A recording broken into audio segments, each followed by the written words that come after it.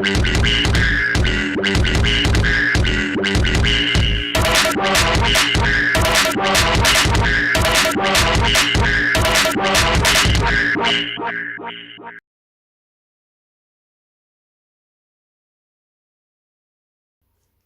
welcome to that Double D team. I'm D. This is my Game of Thrones Season 8, Episode 4 reaction, review, top 10 highlights, breakdown video, etc.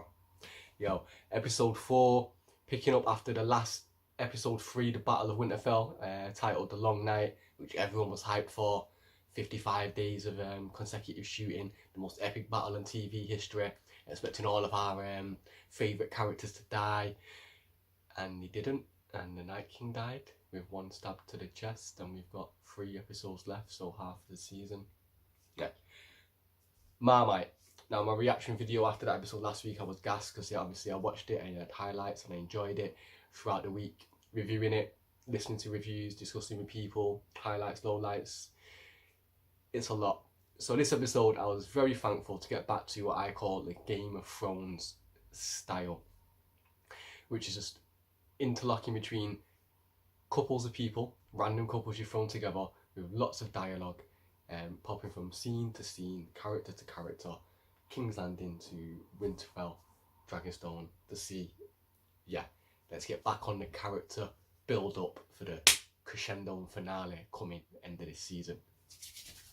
Anywho, my top 10 highlights or main points of this episode. Before we do, obviously the intro's changed up again, as we've been noticing each week. Didn't see too much damage to the outside of the Winterfell base, however on the inside, quite a lot of wreckage. Now, number 1, the funeral, or the fire pyres that they were doing to burn all of the dead. Quite sad, like a memorial service for everyone, and each main member who already lost a main character went up, burnt the fire, paid their respects after Jon did a great speech to the crowd, as he usually does. Not Captain America level started speeches, but still on a point. Jon with Lyanna, Dany to Jorah, felt it. Sansa and Theon, yeah, she was letting go of a good few tears for that. Arya for Beric, obviously sacrificed himself so she could live and fulfill the prophecy. Tormund lighting up all of his wildlings. Grey Worm lighting up all of the Unsullied. 2, big party celebration inside of Winterfell, and Dany names Gendry Lord Gendry Baratheon and gives him Storm's End. Yes, Gendry's buzzing. He's no longer a bastard. He's no longer Gendry Rivers. Sansa screw faces. She don't like the fact, oh, Dany could actually be a decent queen because she maybe knows how to play the game and get allies on her side. Not only that, but she's restoring a powerful house in Baratheon back to what it should be by giving Gendry what is rightfully his. Yet Sansa sees this and thinks, oh no, you're doing moves. The fuck have you been doing all 3 seasons, you bitch? Jon and Dany look at each other, share a little smile. Sansa's like, no, I'm not having none of that. Boom, storms off like the right cunt she is. Throughout the party, Jon is then lauded by Tormund. Oh, look at this guy. He may be small, but he's a fucking madman. Who else would ride a dragon? A madman or a king? And Jon just looks back and sees Dany, and Dany's a little worried, but she's like, yeah, hey Jon, yeah. But all this does lead to Dany realising that Jon is loved. Men follow him.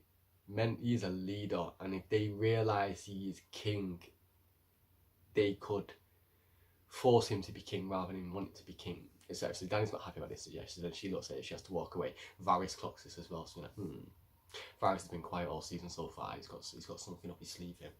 Yeah, especially remember last season as well. It's like, if I ever doubt you, my queen, I'll tell you to your face. I swear it to you. And I swear to you, if you ever betray me, I will burn you alive. Dracarys, that bald cunt. drinking game, obviously, at the party. Tyrion figures out Brienne is a virgin. But yeah, Brienne was getting a bit tipsy anyway. She's kind of giving it away with them anime style eye looks. She was giving Jaime and Tyrion drinks and he knows things. Started drinking. New things. Told her. She gets a little embarrassed, walks off, and yeah, typical Game of Thrones style. Said, yeah, excuse me, I'm going to the ladies' room. Excuse me, like, I'm going for a piss. Yes, Sir Brienne. I very much like that. Tormund comes over. Which one of you cowards shit in my pants? Then he sees Brienne walk off. He's going to follow her. Jaime just stops and he's like, I'll do this. Tyrion tops up Tormund's drink, just staring at him. Like, yeah, it's all you're okay, mate. Just drink. Leave my brother to go get some pussy. Funny. Decent little scene. Maybe not more entertaining than the drinking scene in episode 2. Although the drinking scene in episode 2, 8 of them around the fire, preparing for death, was obviously a character building moment, more of an emotional one than this, so I appreciate it. But yeah, it was when Tyrion asked, like, oh, you're a virgin, and she was supposed to drink. And as he's asked it, Pod's taking a little sip. I'm like, Pod, you're not a virgin, mate.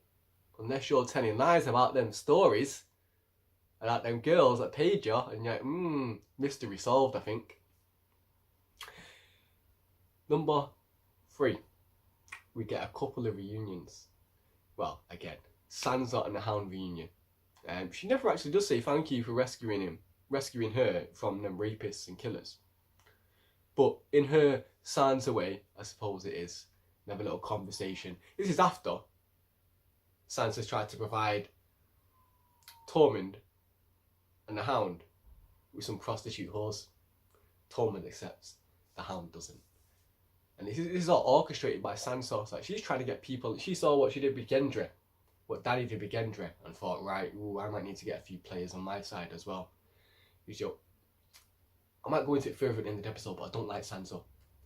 Yeah, she's Cersei 2.0 right now, and I can't stand the bitch. Please, do not put her on the throne end of the season. If she dies, Cheshire Cat. Come at me if you want, don't give a fuck. Yeah, be like, oh, how can you say something about that, about a character that was raped? Like, yo, if you people like Jaime and Theon, do not come at me for not liking Sansa. Yeah? Sweet. Let's carry on. You also have the, Hound, Sansa. Little bird. You're no longer a little bird. No, he got what he deserved. I did it myself. What did you do? Hounds. She said it to the Hound. Yo, Gendry. Gendry's buzzing now. He's like, yo, I'm no longer Gendry Rivers. I'm Gendry Baratheon, Lord of Storm's End. And, I love you, I like you, I want you to be my lady, will you marry me, let's be a Cretan now. He's like, oh, you'll make a great lord for a wife one day. But no, that's not me. Boom, season 1, her chatting with Ned after Ned's like, oh yeah, you're going to be a princess and a lady of Ricardo. And she's like, no, that's not me. I want to train, I want to fight. And that's exactly what she fucking does. Perfect for her character. Instead of trying to give us fan service, like, oh, shipping them together, let's put them together for the end of the story. No. What serves the story better and the characters, give me that. Even if I don't want it, give me that. Lovely. Whereas later on in the scene, they'll do something which I don't agree with, so I wanted to make that point and highlight it. 4. Jaime and Brienne, brown chicken, brown cow. Sorry, brown chicken, brown, brown. Sex. Yeah, it's kind of a nice scene. Jaime comes in, but he don't lead it off or force it. He don't even bring up the subject of sex. He's trying to not trick her into it, but he comes in like, oh, you didn't forget to finish the game. Oh, it's very hot in here. I need to take my clothes off. Oh, I can't because of my arm. Brian's like, oh, I'll help you. Bam. So as he's stripping him, he's like, okay, I'll strip you. Brian's like, no, you don't need to do that. If it's on, then I'll strip myself. Right, what you see? Yeah? Boom, let's get on. It was lovely. So Brienne, she wasn't taken advantage of in this moment. She kind of accepted it, wanted it, and allowed it to happen and kind of led proceedings. So I thought it's a nice strong moment for the two of them. Jon and Dany were about to get their drunken little sex on as well, because Jon was a bit tipsy from the night, having a little talk, little lips in, and then they have a disagreement, because Dany's like, oh, because Jon pulls away from the kissing at first, and then you have to have the look, and have the discussion about, oh, king, don't tell anyone, I'm your queen, you're my queen, I don't want the throne, I want you, I love you, let's get back to how it used to be. She's like, that's what I want it to be, but I saw how people out there looked at you, spoke to you, like with determined. If they find out, they'll force you to take what is rightfully mine, and I don't want that. So what you need to do is stay quiet, Jon. Don't tell no one, and tell Bran and Sam to keep it a secret. Jon's like, I have to tell my sisters. Danny's like, if you tell them, it'll change everything, because Sansa, she's not the girl you thought she was. Jon's like, they're family. We can coexist. No, Jon, you've just been given an order by your queen. And she says so much as well, like, we can be together. I've just told you how. And then leaves. No sex for him tonight. Blue balled.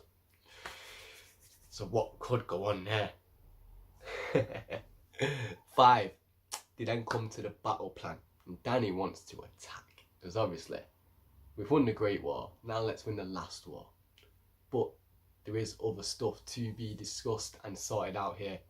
And the way they do it is the same as well. So Jon's like, I'm going to march down with my horses this way, you go by ships, we'll link up, new Prince of Dawn's on side, Yara Greyjoy's captured the fleets in your honour, etc. However, Cersei's got the Golden Company adding to the forces, having a little chat too, and he's like, we want to take it over, but not let's destroy King's Landing. And Sansa's like, ooh, do we have to send my men with you right away? Like, hold up, bitch.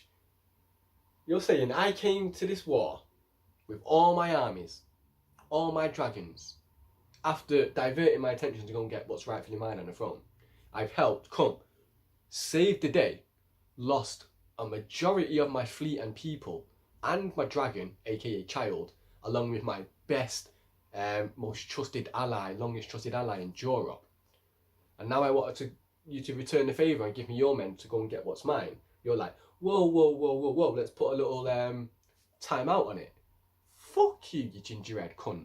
No. You're like, oh, well, our men are tired and your men are tired and battle weary. I'm like, I know, but the longer I let my enemies rest and have more time, the more stronger they become. And when she says that, she looks straight at Sansa as well. Like, if you're my enemy, I'm not going to give you time to prepare as well and mount on a case against me, because I know what type of a fucking bitch you are. Sansa has this little stare down with her. Boom, Jon intercepts. The North will provide you with your men, my queen. We will serve you, what you command. Yeah, Arya looks at Sansa. Like, Jon, what you doing? Jon's doing the honourable fucking thing, the Stark thing. Oh, do not like Sansa. I kind of liked and respected her. Don't like her. And the last couple of this season, especially, last 2 seasons, wow, they're making her out. They're making her character come out to be too influenced by Littlefinger and Cersei. She's no longer the little girl that she was. But then again, the little girl she was, we didn't like. We like the fact she's grown up and got balls, but we don't want her to turn into the Cersei type element. So everyone's worried about, oh, Dany becoming the Mad Queen. Yo, Sansa has literally almost become mini Cersei. But no, fan base. Sophie Turner's Jean Grey, yay! No. 6. So go back to 5. Battle plan, doing all that. Yeah, Sansa needs to know a role, but in this, Jon then goes and discusses with Sansa and Arya the truth about who he is, and Bran even says to him, like, it's up to you. But Jon, being the naive, honourable guy that he is, tells him, says, swear to me you won't tell no one. Arya swears, Sansa swears. You trust Arya. Sansa. Dany was right, man, you should have told her. Bitch, I swear to you, mate. Now, 6. Bronn returns. Tyrion and Jaime having a few drinks, a little celebration, making jokes about, climbing the mountain, yeah, Brienne, tall girl, yeah, You know how long I've been waiting to make those jokes because you've made jokes about me being, yeah. Bron comes in, don't kill him, says, yo, your sister's giving you money to kill you. As soon as I saw the dragon, so I thought your sister's on the losing side. So I reckon you're going to win. Now how much are you going to pay me to not kill you? Because she's offering me Rivers Run. What's double Rivers Run? High Garden. Yeah, okay, we'll have that. In this though, yeah, Bron punches Tyrion. Don't break his nose, busts him. Fires a shot at Jaime to the side. Just lets him know he's here for business. Do not fuck around with Bron, man. He wants his fucking castle that was laid out in capital, bold, italic print from day dot. Bron wants his castle. Whoever can give it him, he's serving. Mercenary cutthroat. So I was expecting Bron to come back in this episode, but I was hoping he would have got a kill of one of them. Or they killed him. Or as he was in that situation holding the arrow to them, Brienne would come in like, who's this guy? Why is he holding an arrow to my man? No. Vroom, and killed him, you know, by accident. But no, I think Bron was going to get something happen to him later on. Knowing Game of Thrones, it could end up with him, everyone dead, and Bron just chilling in High Garden with whores and some wine. 7. Hound Arya reunited again. Back on the road as the tag team again. On the way to King's Landing. Unfinished business. The Mountain. Cersei. Unless the Mountain is still on both of their lists, so a tag team match between them two. Because I don't think they'll give Arya the Cersei kill after giving her the Night King kill. I think they are building it up to be Jaime. Personally, I'd love for Dany to do it on a dragon. That would be awesome. The cheap cop out would be Euron. No. 8. Sansa has a conversation with Tyrion. And she's like, why her? Like the spoiled, whiny, selfish bitch she is. She's always wanted the throne. She's always wanted to be queen. Now that she sees Dany's in line for it, she's like, why her? Why? She's good. She has the name. She has the army. People love her. She's freed slaves. The fuck have you done, Sansa? Apart from come to a battle at the last minute to save the day. Which was good. But why'd you come at the last fucking minute? Why didn't you tell Jon in the first place you had the army? You could have... You know what I'm saying? No, she's playing the game, man. She's too Cersei-like. Do not like her. Tyrion then tells Varys. They have their conversations in secret and blah, blah, blah, etc. Then they're like, oh, Varys has swung on Dany. Doesn't trust her. Doesn't think she's the right fit no more. Thinks she's a bit hot-headed. Isn't right to lead. Jon would be better. He does what's right for the realm, not her. I think Varys is going to be doing some manipulative things to try and take Dany off the throne, or at least release the secret that Jon's the rightful heir. I'm hoping Tyrion remains loyal, tells Dany, which allows Dany to kill Varys, also cementing Tyrion and Dany's relationship as a strong bond.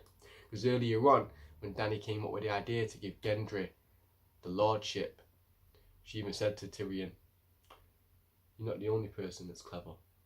Like, I'm clever as well, and if I'm clever, I may not necessarily need you as my hand, so be careful. As Tyrion foreshadowed it in the earlier episode as well, like, by the end of this, I reckon one of you might be wearing. Yeah, a lot of plot and treason going on, but Tyrion, I liked how he remained loyal in this case, because everyone thought Tyrion was going to betray her this season, because he betrayed once for gold, once for love, once for blood, so we shall see. 9, we get the goodbyes and the feels. This was Jon's little goodbye to Ghost. It was not as emotional as I thought, but I think because of their relationship, he didn't want to go and give it a big hug. He's like, it's emotional for both of us, I'll just give you a little nod. Handed it off to Tormund to look after, north of the wall, because that's where Tormund's going to bring his people back, because the south isn't right for him, he needs room to move.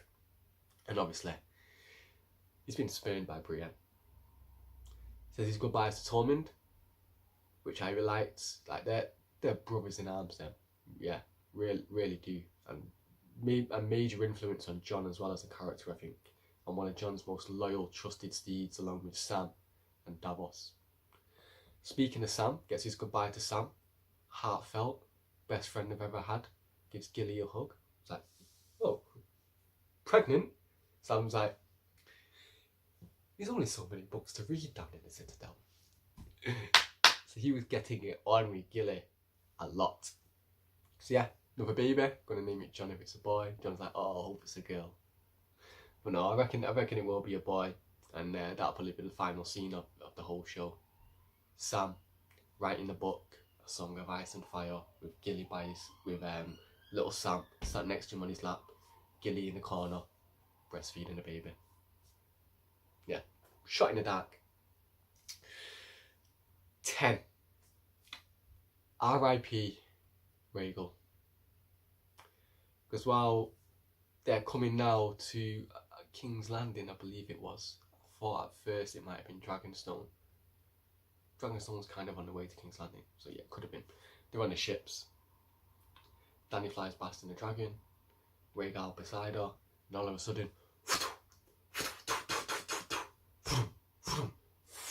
the one through the neck was the KO one. And you turn around and you see Greyjoy's ships. He's got about big fleet, all of him armoured up with scorpions. And yeah, lays out Rhaegal. Dany's angry as fuck. She's thinking, I'm going to go charge and attack. But in doing so, she realises, you know what, she could lose the final dragon. And then she sees all the arrows coming towards her. She's like, no, U-turn. Take a step back. Watch. Yeah, Usher.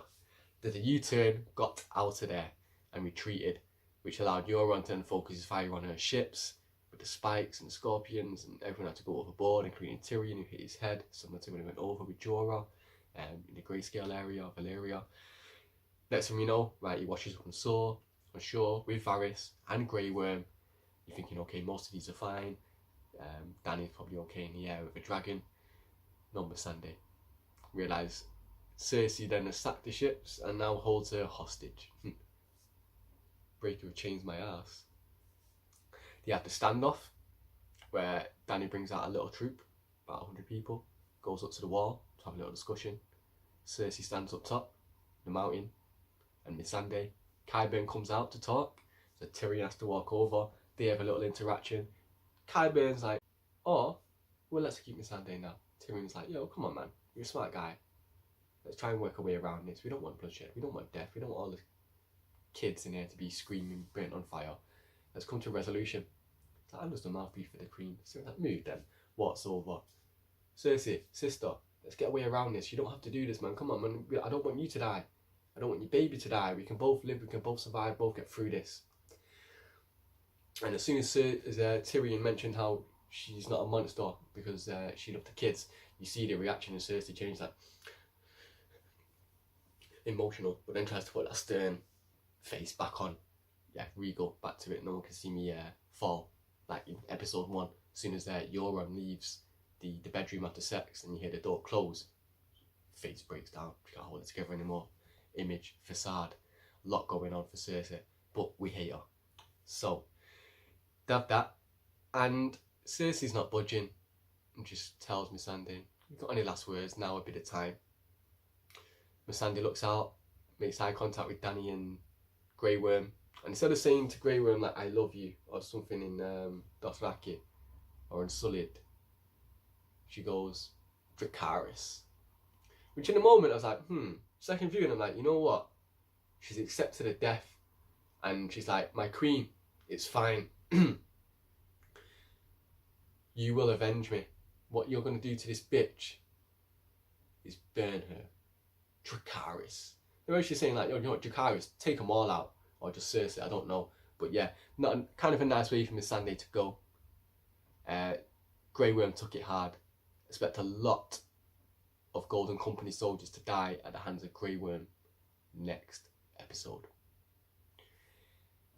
Now, when Tyrion spoke to Cersei and mentioned about, I don't want your baby to die,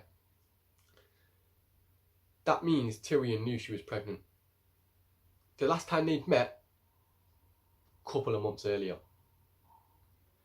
That episode, space of maybe a week, Cersei told Euron pregnant. If Yoram is listening and smart, he'd realise that she's playing him, it's not his baby. So yeah, he's a crazy fucker as well. Watch out for him. He may be a shout for a Valonqar killer. And that's basically the end of the show. End of the episode. A lot, just, yeah, a bit longer than last week's episode, in my review anyway. And a lot happened. I didn't mention 10 things, but I kind of fitted double things into each spot, if you notice. So it's more like 20. Sneak peek at next week's episode. Just building up for the battle, really. Some predictions or hopes. Varys got to die. Please, burn, baby, burn him alive. And I'm hoping Tyrion gets his mental ability back. He's no longer a fool, and he's the one that, I want to say betrays Varys, but stays loyal to his queen and tells on Varys the treason that's going on and the battle. I'm expecting it to be a lot brighter, and with it being human v humans, you might be more engrossed in the episode rather than human v deads. So we will see. Another 7 days for that to happen. Another full week of memes and conspiracies and discussions with plenty of people in various group chats and stuff. If you want to chat with me, then hit me up on YouTube, comment section below, or Facebook, Twitter, links in the description. Like, comment, share, subscribe. Check out all the other videos on that DoubleDTeam's YouTube channel. More to come soon. Also, holler at my boy JD Virtue. Lots of content on his video and YouTube channels daily. DIGA will be back with me soon, along with my end of season Game of Thrones review with hopefully my boy Nav. Until next time, no, deuce.